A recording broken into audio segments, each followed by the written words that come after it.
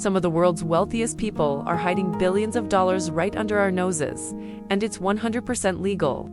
What they're doing is storing their money in paintings you'll never see, hidden away in Swiss warehouses that are basically designed to avoid paying taxes. So let us take a look inside these secret art warehouses and find out how the super rich get away with this.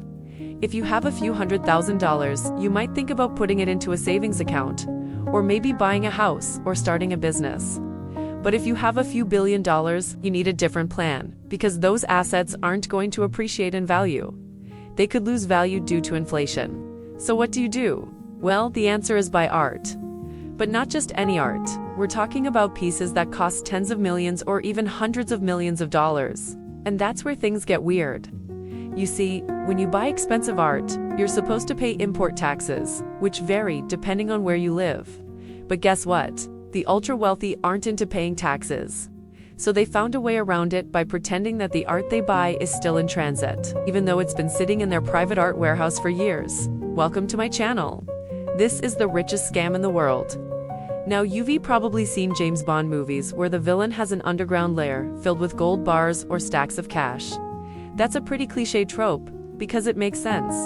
If you're a supervillain, you want your wealth to be safe, and what's safer than gold or cash? But if you're a normal person, there are other options. One of them is real estate. That SYULL, often hear the phrase, they made their money in real estate. When someone is really rich because it works, real estate generally appreciates in value.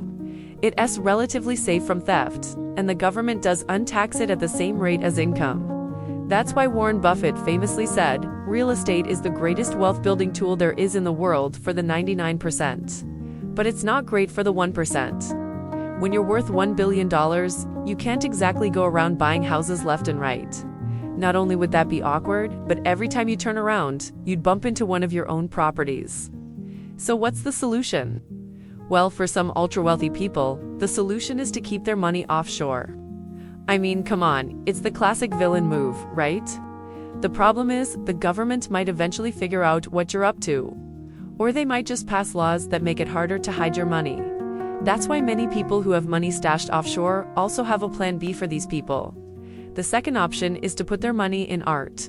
When you buy art from another country, you usually have to pay import taxes to your home country. But there's a way to get around this, and we're going to tell you all about it. The loophole that allows people to hide their money in art is actually more complicated than usual. So pay close attention.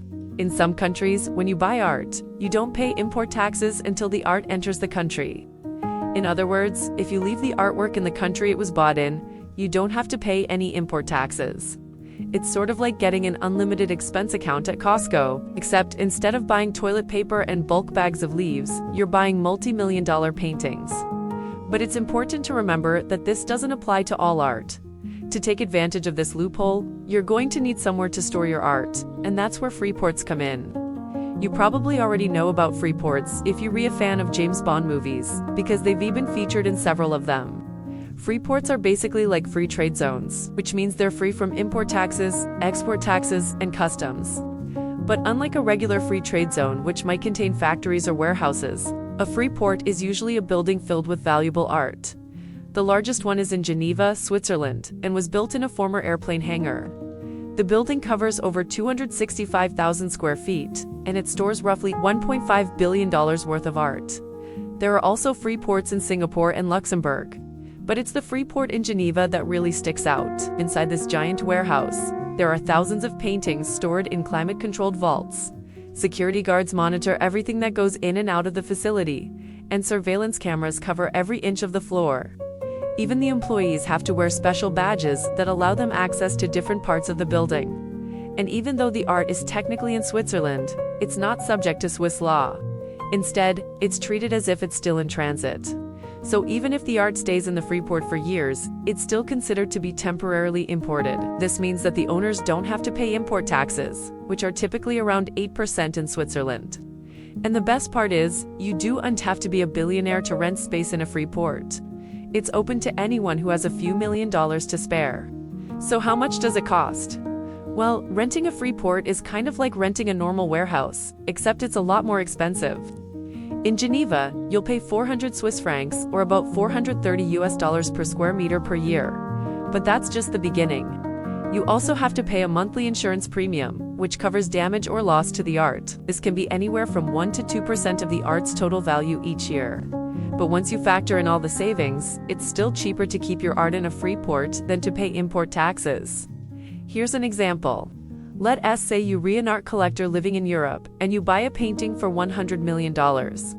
If you bring the painting home, you'll have to pay import taxes of around $8 million.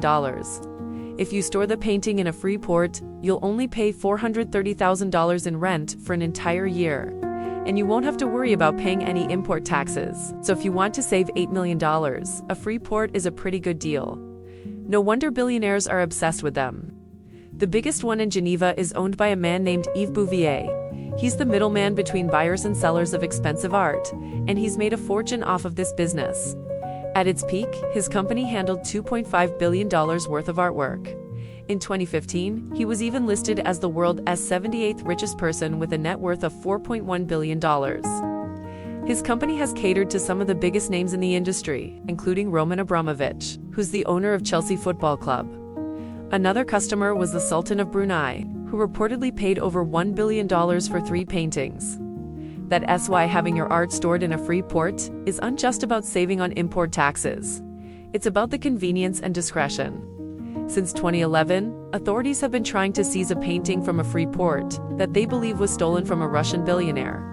The painting is a rare Rembrandt piece, and it's worth roughly $300 million. But the thing is, no one knows who owns the painting. It's been passed through a series of shell companies registered in tax havens, and the trail eventually leads to a free port in Geneva. But the owner refuses to reveal themselves, and the Swiss government hasn't done anything about it yet. So while there are some risks associated with storing your art in a free port, there are also some benefits. For one thing, it's a great way to support the local economy, because free ports create jobs for people who live nearby, and it's not just low-level jobs either.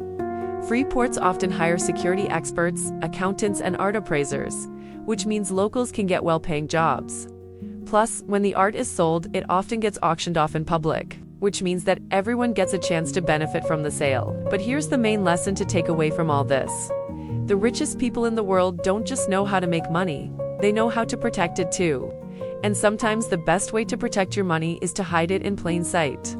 They purposely purchase art that is 100% legal to own, but no one ever sees it. Then, they store it in warehouses that are also 100% legal, but were created to avoid paying taxes.